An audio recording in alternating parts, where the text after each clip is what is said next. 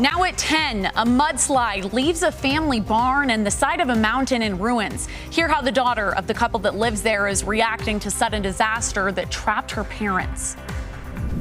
Plus, a home explosion in Layton today sends 2 people to the hospital and causes extensive damage to multiple homes.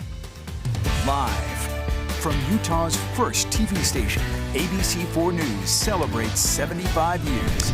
Hello, I'm Sarah Murphy. Thanks for joining us tonight for ABC4 News at 10. Our top story tonight, 2 people in critical condition after a home explosion in Layton this afternoon.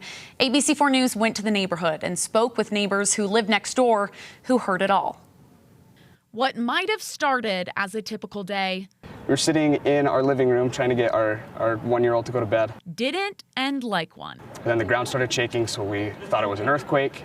I was out and I got a notification on my door cam, and I heard an explosion followed by blood-curdling screams. Before 3 p.m. Saturday afternoon, one home in a Layton neighborhood exploded, blowing off the side of the house. Emergency responders say the explosion came from the basement. It blew the entire side of the house off, blew the floor literally apart. So the house is inhabitable. It will be being torn down. Emergency responders took the man and woman to the University of Utah Burn Center, both with serious to critical burn injuries. Our neighbors came staggering out of their home not long after. They looked pretty banged up, covered in a couple burns, and they were definitely in very heavy shock. It's a heavy day of damage and destruction. I've not seen anything like this. Well, where someone survived especially, but no, I've never seen this kind of damage from a blast, ever. But neighbors have a bit of a different view. Our son normally goes down for a nap around 1 or 2 o'clock, and he wouldn't even cuddle with us, wouldn't do anything to try and go down. But I know that if he had gone down for a nap at the normal time, I would have had to run up those stairs and grab him, and that would have been a whole lot more scary. I mean, that to me is a miracle right there. And in other news, we're following updates of a mudslide in Fruit Heights this afternoon. A couple is recovering after getting stuck in that mudslide. It happened near 100 South Mountain Road, a couple blocks east of Highway 89. The mudslide broke the man's leg and destroyed the family barn. Neighbors and first responders helped the couple out of the slide. The woman was treated on scene, but the man did have to go to the hospital. Their daughter says it was a scary situation, but she was touched that people helped her parents out. I love these people. The fact that the neighbor would come and try to dig my dad out and risk his safety and well-being to do that. I mean, they're amazing, and that they would call me and say, hey, we need to know your parents are not okay. That meant so much. Crews tell us it was the area's first mudslide in years coming down the mountain due to all of our wet weather. And in a weather alert, Little Cottonwood Canyon is currently open to downhill traffic. The canyon opened earlier this evening at 7 p.m. It had been closed all day to manage road conditions and avalanche danger. Now, UDOT plans to shut down the canyon again this evening any minute now. They plan to open it tomorrow morning from 6 a.m. and close it again at 9 a.m. And Big Cottonwood Canyon will also be moving to a regulated open and close cycle. A wet avalanche slide reported there this afternoon. The slide crossing the road at Laurel Pines, according to the Utah Department of Transportation, and more closures announced this afternoon by UDOT. So Big Cottonwood Canyon will be closed from the mouth of the canyon to Cardiff tomorrow through Thursday from 11 a.m. to 4 p.m. daily. They do encourage travelers to plan their days according to these closures. Right now, travel is permitted above Cardiff.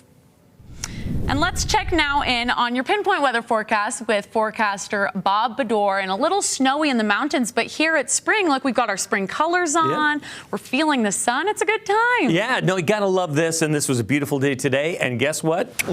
Spoiler alert, another beautiful day tomorrow. 54 right now outside the studios. The wind has died down and clouds have died down. The radar can pretty much call it a night tonight because we're not going to see much going into today, but we are going to have to watch out for this. We've seen the slides, we've seen avalanches, and we still have a considerable chance of avalanches along the Wasatch Mountains, starting to calm down in other places, but we are going to have to keep an eye on this. Temperatures warming up quite a bit. This is tonight, 54 tonight here in Salt Lake City. 61 at St. George. Those temperatures are going to rise. Look at this. St. George already well above normal, and then looking like they might hit 90 by the time they get to Tuesday. We're going to be doing pretty good along the Wasatch Front as well, and I'll be telling you more about that. But right now, I know what you want to know. Is my Easter going to be great? Well, yeah, look at these numbers. It's going to be incredible. I'll tell you more about your Easter and what's coming up next week in my full forecast in just a little bit. Sarah? All right, thank you, Bob. Now in West Valley City, Granite School District and West Valley City Police say they found the person they believe tried to kidnap a student at Whittier Elementary. Police say this surveillance video from the school, also surveillance video from a Smith's grocery store, got them tips that helped solve the case.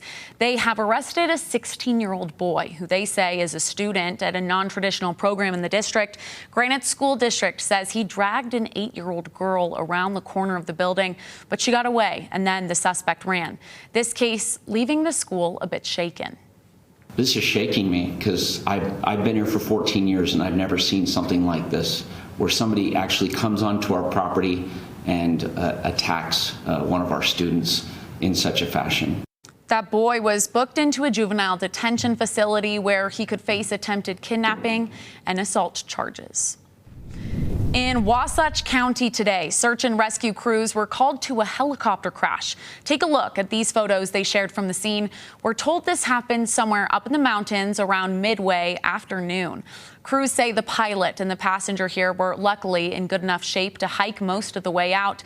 No word yet on what caused that crash.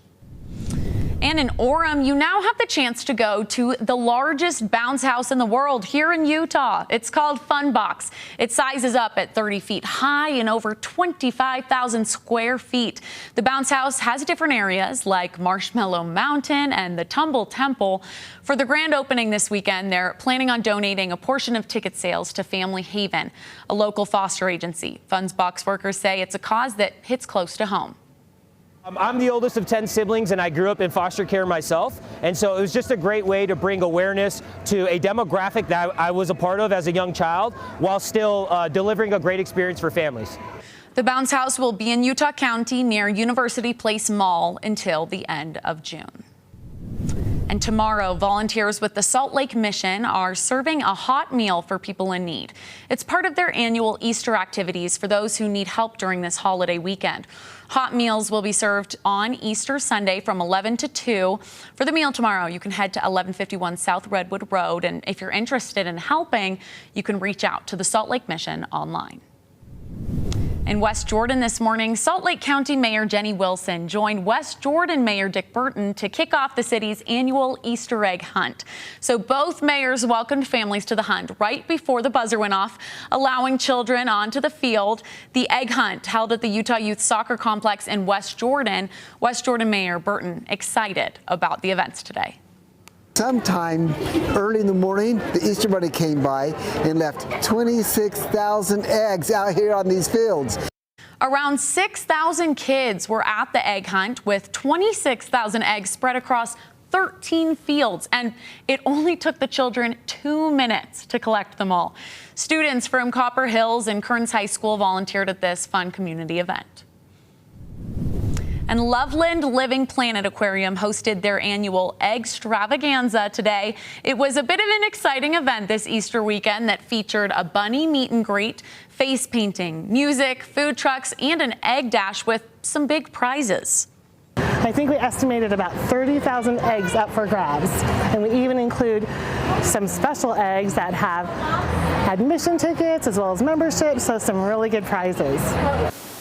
Animal encounter experiences also part of the fun today. Loveland Living Aquarium saying they enjoyed celebrating spring with their guests, families, friends, and the community.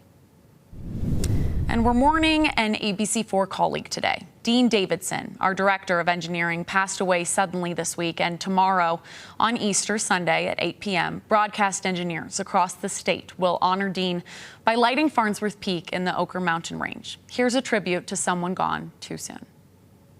It's been a tough day here at ABC4 News. We learned this morning that Dean Davidson, our director of engineering, passed away suddenly while on vacation. Dean had been with our station for more than 10 years. He'd been in the industry for decades. His career taking him across the country before finally landing back home in Utah. Dean was a graduate of the University of Utah and Alta High School. He led our technical team, and it's no exaggeration to say we would not have been able to put on our shows without him. Dean was a light in the office, and we will all remember him for his kindness and passion for life. Everyone at home likely knows him best for his barbershop quartet, so we wanted to share one of their performances today on Channel 4, all in Dean's honor. We love you, Dean. Let me call you sweetheart, I'm in love with you. Let me hear you whisper that you love me too.